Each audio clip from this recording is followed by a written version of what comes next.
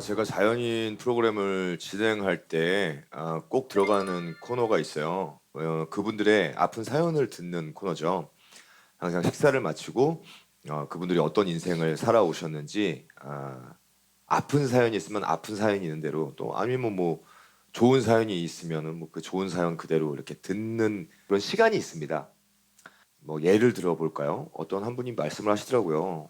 정말 동거동락한 친구분이 계셨대요. 근데 어느 날 집에 없더래요. 같이 사는데 없어진 거예요. 안 들어오더래요. 그래서 의심이 가서 통장이랑 다 찾아봤대요. 근데 싹 다 없어지고 다 들고 도망간 거예요. 친구의 전 재산을 다 들고 도망을 갔대요. 들을 때 어떠세요? 이 얘기 들으면 그 어떤 말씀 하실 것 같으세요? 내가 친구한테 다 배신당하고 돈 갖고 갔더라고. 어떤 대답이 먼저 나올까요? 신고하세요. 신고하셨어야죠. 잡았어요? 어떻게 그 잡아서 본때를 알려줘야죠. 예. 친구도 아니에요. 그렇게 돈 아우 계획적이었네. 막 이런 말을 하게 돼요. 제 딴에는 그 말씀을 듣다가 이게 어떤 위로가 될 줄 알았어요.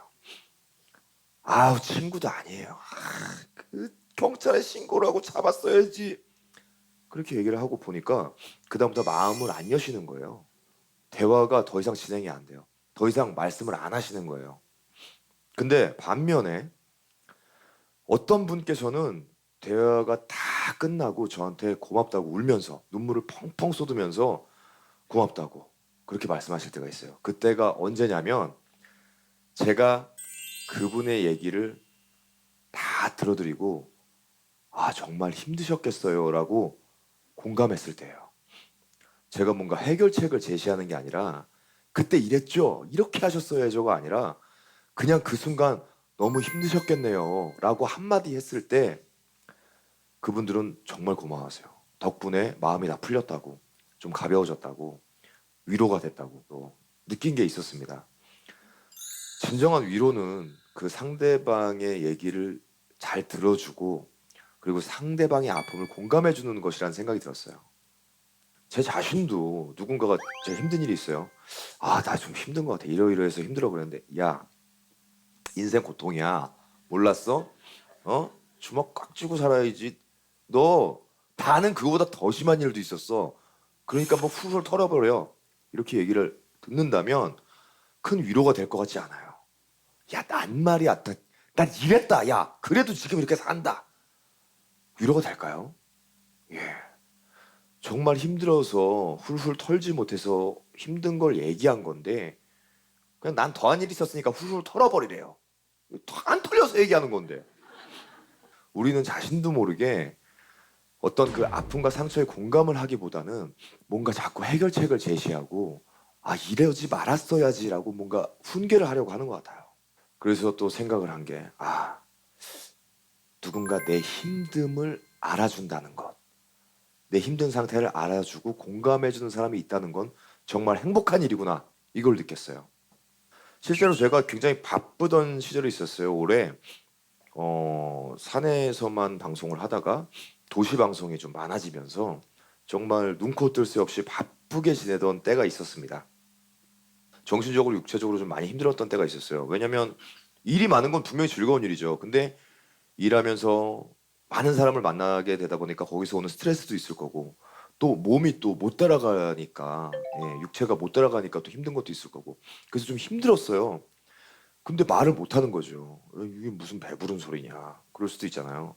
근데 가장 가까운 사람에겐 얘기할 수 있잖아요. 어느 날 아내에게 얘기를 하려고 했어요. 요새 좀 힘드네라고 좀 지치네라고 얘기를 하려고 했는데 참았어요. 근데 어차피 내가 얘기를 한다고 해도 이건 내가 이겨내야 하는 문제니까 그냥 스스로 이겨내자. 그러고 참았습니다.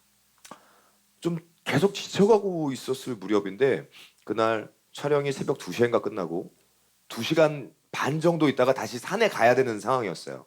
힘들죠. 막 너무 막 몸이 천근만근인데 그래도 일어났어요. 그런데 아내랑 이제 아이를 보니까 너무 평온하게 잘 자고 있는 거예요. 그래서 뭐 힘을 얻죠. 예, 가족을 보면.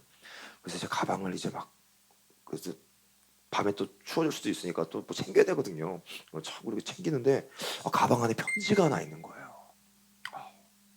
근데 항상 이 얘기를 하면 왜 이렇게 눈물이 나는지 잘 모르겠는데 벌써 좀 시동이 걸렸습니다.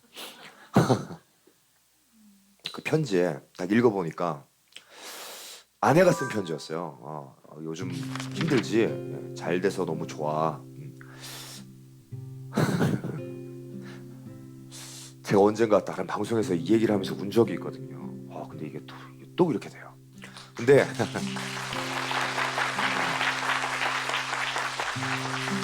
그 애쓰지 않아도 돼라는 말 한마디가 써 있었어요.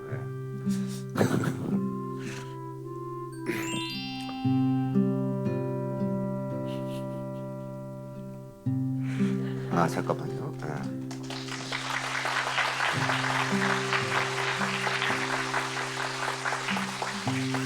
참 이상합니다. 제가 마음이 이렇게 여립니다. 희한해요. 이 얘기만 하면 이렇게 눈물이 나는지 모르겠어요. 그러니까 애쓰지 않아도 돼. 이 한마디가 써 있었어요.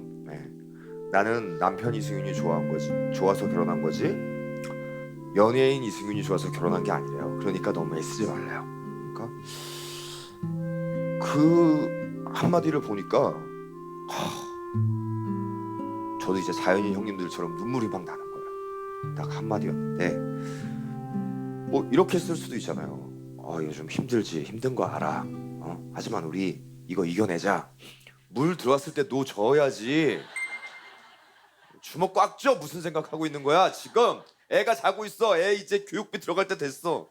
뭐 그럴 일은 없겠지만 만약에 그렇게 써 있다면 제가 그렇게 큰 감동을 얻지 못했을 것 같아요. 힘내자. 이런 기회 쉽지 않은 기회니까 우리 힘내서 어떻게든 이겨내보자라고 했으면 물론 힘은 얻었겠지만 그렇게 크게 감동할 것 같지는 않았어요. 그러니까 저도 이제 자연인을 통해서 느꼈던 감정들을 현실에서 느끼는 거예요. 그렇게 애쓰지 않아도 된다는 말에 내가 힘든 걸 알아주는구나, 아는구나, 이미 알고 있었구나 이런 생각이 드니까 치유가 됐어요. 위로가 됐어요.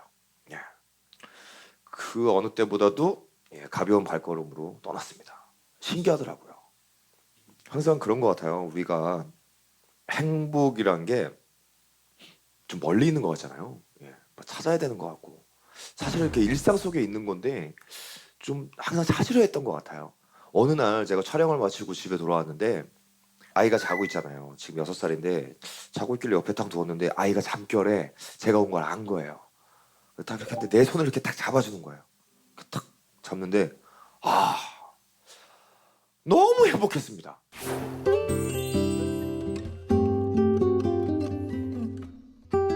그렇게 행복은 마음으로 느끼는 건데 제가 다른 곳에서 행복을 찾고 있었던 것 같다는 생각이 들었어요.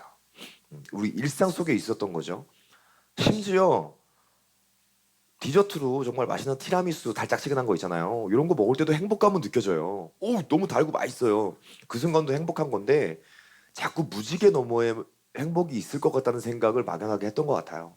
저는 자연인을 하기 전에 실제로 행복은 입금이라고 생각했습니다. 내가 행복한 건 오로지 입금에 의해서만 행복할 수 있다고 생각을 했어요. 그렇게 물질적인 곳에서만 찾았던 것 같아요. 그래서 아이에게도 좀 좋은 옷 입히고 싶었어요. 좀 소위 말하는 명품 옷 입히고 싶은 마음도 있어서 실제로 그렇게 사준 적이 있어요. 근데 어느 날 아이랑 놀아주는데 내가 놀아주고 있는 그 순간 아이가 너무 행복한 웃음을 짓고 있는 거예요. 근데 그걸 보니까 정말 저도 행복해지더라고요. 아이가 내가 명품 뭐 비싼 옷을 사 입혀봤자 그걸 알겠어요? 이게 비싼 옷인지 절대 모를 거예요. 그냥 내가 놀아주는 그 순간이 행복해서 웃는 건데 저는 뭔가 자꾸 다른 물질적인 거에서 찾으려고 했던 거죠. 행복을 느끼는 건 물질적인 게 아니라 내가 가슴으로 마음으로 느끼는 것이란 걸 알았어요. 그렇게 느끼는 게 진정한 행복인 건데 자꾸 무지개 너머에 뭐 통장 입금에 그런 거에서만 찾으려 했던 거죠. 물론 우리 사회에서 어느 정도 그런 게 필요합니다. 제가 말씀드렸던 그런 입금 이런 것 행복과 연관이 지어질 수 있어요. 하지만 물질적인 것에서 행복을 다 찾으려 하지 말고 정말 행복은 내가 느껴가는 것이다.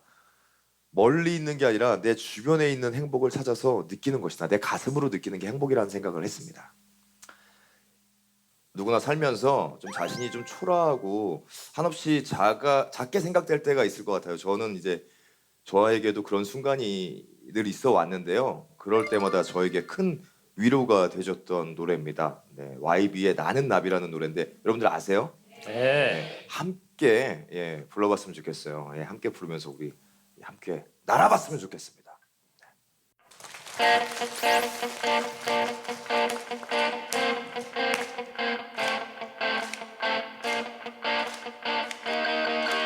모습이 보이지 않아. 네, 아시면 같이 불러주세요. 보이지 않아. 나는 아주 작은 애벌레 살이 터져 허물벗어 한 번 두 번 다시 나는 상처 많은 번데기 추운 겨울이 다가와 힘겨울지도 몰라 봄바람이 불어오면 이제 나의 꿈을 찾아 날아 날개를 활짝 펴고 세상을 자유롭게 날 거야 노래하며 춤추는 나는 아름다운 나비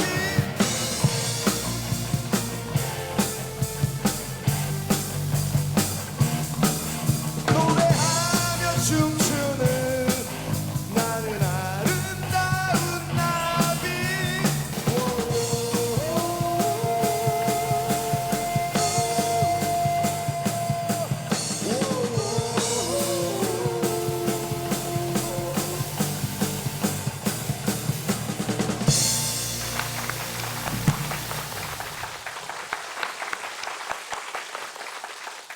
시간이 왜 이렇게 빨리 가죠?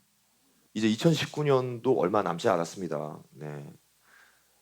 주변을 우리가 좀 돌아볼 시간이 됐죠. 주변에 혹시 뭐 어려워서 좀 도움이 필요하신 분들이 있거나 그러면 그분들에게 우리가 행복을 나눠줄 수 있는 사람이 됐으면 좋겠다는 생각을 해요. 그 우리말 겨루기라는 프로그램에 나갔어요. 그래서 제가 명예 달인에 등극을 했습니다. 그래서 네. 알고 보면 되게 브레인이에요. 머리가 거듭 말씀드리지만 머리가 괜히 큰 게 아닙니다. 든 게 많아서 그래요. 그래서 달인 돼서 이제 상금이 1,000만 원 받았어요. 상금을 1,000만 원 받았습니다. 근데 기부했어요. 왜 기부했냐면요. 저는 이미 그냥 저 순간 우승하는 순간 그 기쁨은 충분히 맛봤다고 생각을 했어요. 그래서 따라오는 어떤 그런 우승 상금 1,000만 원은 그 내가 가진 그 행복을 좀 나눠야 된다고 생각을 했거든요. 운이 좋아서 된 거니까 내 실력 이상의 어떤 그런 것들, 그런 보상들은 함께 나누면 좋겠다는 생각을 하고 그냥 바로 기부했습니다. 바로 그냥 기부를 했는데 그런 것 같아요. 뭐 제가 운이 좋아서 분명히 제 능력에 비해서 더 많이 버는 돈이 있을 거라고 생각을 합니다. 그래서 저는 제 기준을 정했어요. 이만큼은 내 능력을 충분히 발휘했기 때문에 들어오는 돈일 것이다라는 기준을 두고 그거보다 더 많이 들어왔다고 생각되는 돈이 있을 거 아니에요. 그건 그냥 다 기부하기로 마음을 먹었어요. 예. 아유, 근데 정말 뭐 너무나 뻔한 말이지만 나누면 나눌수록 좀 내 자신이 더 즐거워지고 내 그 행복감이 더 커지는 것 같아요. 함께 좀 행복할 수 있는 그런 사회가 됐으면 하는 그런 마음에서 앞으로도 저는 좀 기부를 좀 많이 실천을 하면서 살 생각입니다. 더불어 오늘 오신 여러분들 2020년에는 지금보다 훨씬 더 행복하기를 바라면서 오늘 이 시간 마칠까 합니다. 감사합니다.